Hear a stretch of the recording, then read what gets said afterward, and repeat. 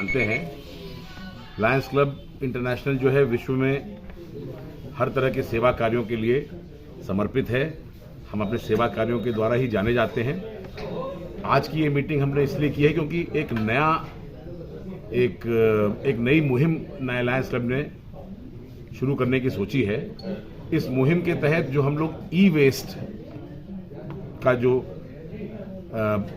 Disposal है, किस तरीके से उसको लोग डिस्पोज कर रहे हैं, उसके ऊपर ये चर्चा करनी है।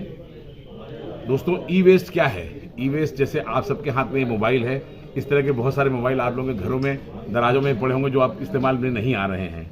ये तो एक छोटा सा एक एग्जाम्पल है। घर में बहुत सारे पुराने सेट टॉप बॉक्स पड़े होंगे, पुराने टीवी पड़े होंगे, पुराने माउस पड़े होंगे, कीबोर्ड्स पड़े रहे होंगे, कुछ पुराने एसी, रेफ्रिजरेटर, ये सब भी पड़े होंगे घर में। हर तरह की चीज़ जिसमें कोई भी इलेक्ट्रॉनिक सामान इस्तेमाल होता है, जब वो अपनी आयु समाप्त हो जाती है, उसका काम खत्म हो जाता है, जब वो खराब हो जाता है, जब वो रिपेयरेबल नहीं रहता है, तब हम उसको वेस्ट मान लेते हैं। लेकिन उसको हम डिस्पोज नहीं करते हैं। कई दिनों तक वो घर में पड़ा रहता है, कई बार उसका कोई इस्तेमाल नहीं होता, लेकिन वो बस पड़ा हुआ है। हमारी एक मानसिकता है कि हम चीज़ों को जल्दी फेंकते नहीं हैं। पुराने मोबाइल बहुत सारे जो आज काम नहीं कर रहे, घर में पड़े हुए हैं। बहुत सारे पुराने रिमोट जो बेकार होकर घर में पड़े हुए हैं। आपको मालूम होना चाहिए कि ये सभी इलेक्ट्रॉनिक इंस्ट्रूमेंट्स जितने भी हैं, ये सारे इलेक्ट्रॉनिक इंस्ट्रूमेंट्स कुछ न कुछ कार्बन डाइऑक्साइड एमिट करते रहते हैं, बंद हालत में भी। कभी याद आया कि इसको चलो साफ करते हैं, और साफ करने के समय हमने इन सब चीज़ों को उठा करके किसी कबाड़ी वाले को दे दिया अगर, तो कबाड़ी वाला इसको कैसे डिस्पोज करता है? कबाड़ी वाला इसको ले जाता है और इसको सेग्रीगेट करने के बाद वो छोटे बच्चों को ज़्यादातर इस्तेमाल करता है, क्योंकि उनकी छोटी छोटी उंगलियों में ये चीज़ें को डिसमेंटल करना आसान होता है। जब डिसमेंटल करते हैं तो उसमें तरह तरह की गैसेस एमिट होती हैं। वो गैसेस से बच्चों को हार्म होता है। इसके अलावा बहुत ज़्यादातर इसमें लेड निकलता है। लेड से पॉइजनिंग होती है। अगर कोई गर्भवती महिला इस काम में इन्वॉल्व होती है तो उसके पेट में पल रहे बच्चे को भी आगे चल करके प्रॉब्लम्स पैदा होते ही शुरू हो सकती हैं या जन्मजात बीमारियां हो सकती हैं। इसके अलावा जो सामान बच जाता है, क्योंकि इसमें थोड़ा बहुत आप देखेंगे तो सिल्वर, गोल्ड कहीं किसी चीज़ में निकलता है जलाने पर, और उसी के लिए ये सारी चीज़ें की जाती हैं। अब जब जलाते हैं तो जो फ्यूम्स निकलती हैं वो हमारे वायु को प्रदूषित करती हैं। जो पिघल करके सामान जमीन में जाता है वो मिट्टी को प्रदूषित करता है, जल को प्रदूषित करता है। तो एक तरीके से आप देखिए, जल का प्रदूषण, वायु का प्रदूषण, स्वास्थ्य बुरा असर, और हर तरीके से इसका अगर हम लोग प्रॉपर डिस्पोजल नहीं करें तो आज की तारीख में 500 मीट्रिक टन विश्व में ई वेस्ट निकल रहा है, और हर साल ये बढ़ता ही जा रहा है। हमारी निर्भरता इलेक्ट्रॉनिक से बढ़ती जा रही है, और उसी तरह से हमारा हम हर साल में अपने मोबाइल को अपग्रेड करते हैं, हर साल 2 साल में अपने कंप्यूटर नए खरीदते हैं। तो पुरानों का क्या करें, कैसे निस्तारित करें? आज चिंता इस विषय की है। तो ये ड्राइव पहली बार विश्व में सबसे बड़ी ड्राइव पूरे हिंदुस्तान में, कश्मीर से लेकर कन्याकुमारी तक, हमारे 15 मल्टीपल डिस्ट्रिक्ट के अंतर्गत 84 डिस्ट्रिक्ट्स में 1200-1500 क्लबों के माध्यम से हम इस कार्यक्रम को आज अंजाम दे रहे हैं।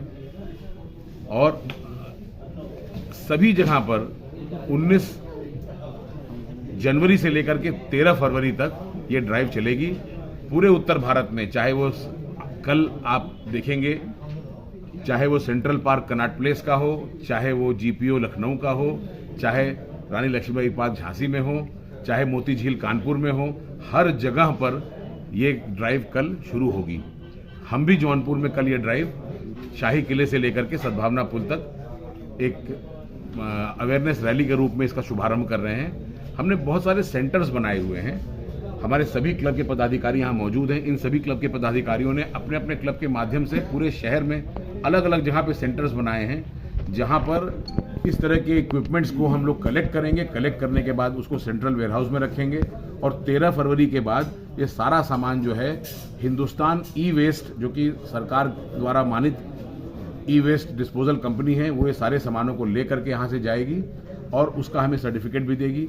आप लोग भी अगर इस मुहिम में जुड़ते हैं और इसका प्रचार प्रसार व्यापक तरीके से करते हैं, तो हम स्कूलों के माध्यम से, कोचिंग सेंटर्स के माध्यम से, जहाँ पर मोबाइल रिपेयर्स होते हैं, जहाँ पे कंप्यूटर इंस्टीट्यूट चलते हैं, जहाँ पर कंप्यूटर रिपेयर्स होते हैं, पूर्वांचल यूनिवर्सिटी में इतना बड़ा कंप्यूटर लैब है, हर डिपार्टमेंट में कंप्यूटर्स हैं, ITIs हैं बहुत सारे, इन सब जगहों से अगर हम प्रॉपर तरीके से इस कचरे को इकट्ठा करते हैं और इकट्ठा करके उसको डिस्पोजल करते हैं, तो मुझे लगता है कि ये एक बहुत बड़ा एक मुहिम होगा। आपको मैं अभी यही देख रहा था, सरकार का इसके ऊपर क्या है रुख है। सरकार ने ये अधिनियम जो है 2016 में निकाला था, भारत सरकार ने, और आज़ादी के अमृत महोत्सव पे अभी 8 दिसंबर 2022 को ई वेस्ट की रिसाइकलिंग पे मिनिस्ट्री ऑफ एनवायरनमेंट, फॉरेस्ट और क्लाइमेट चेंज की तरफ से उनका नया डायरेक्शन आया है, जिसमें कि कंज्यूमर को भी, मतलब अभी तक तो था कि जो प्रोड्यूस कर रहा है, जो डीलर है और जो होलसेलर है, उनके ऊपर जिम्मेदारी थी कि इसको कैसे रिसाइकिल करना। जो नया डायरेक्शन आया इसमें कंज्यूमर यानी कि हम सब लोगों के ऊपर भी ये दायित्व डाला गया है कि हम किस तरीके से अपने प्रोडक्ट को कैसे डिस्पोजल के लिए डालें। और बहुत जल्दी जब आप अपना सामान खरीदेंगे तो खरीदने के साथ जो आपको यूज़र मैनुअल आता है, जिसमें कि वो लिख के देते हैं कि इसको किस तरीके से आप ऑन करें, कैसे आप इसको चालू करें, किस तरीके से एप्लीकेशंस को सेट करें, उसके साथ साथ अब हर इलेक्ट्रॉनिक मैनुअल के साथ किस तरीके से उसको डिस्पोज करना है। आपकी पुरानी बैटरी कैसे डिस्पोज करनी है, वेइंग मशीन में पुरानी उतनी बड़ी से आती है मशीन, ये घड़ियों में जो बैटरी आती है कैसे डिस्पोज करना है, अब हर इक्विपमेंट के साथ उसका डिस्पोजल की टेक्निक भी आपको साथ दी जाएगी। तो बस ये मुहिम है, ये पहला प्रोजेक्ट विश्व में है जिसमें कि पूरा देश जो है एक साथ इस कार्यक्रम को कर रहा है, और अगर इसमें हम सफल होते हैं तो इसको हम साल भर के लिए भी आगे चालू रखेंगे। फिलहाल हमारा पायलट प्रोजेक्ट जो है ये 13 जनवरी को समाप्त होगा, 13 फरवरी को जी।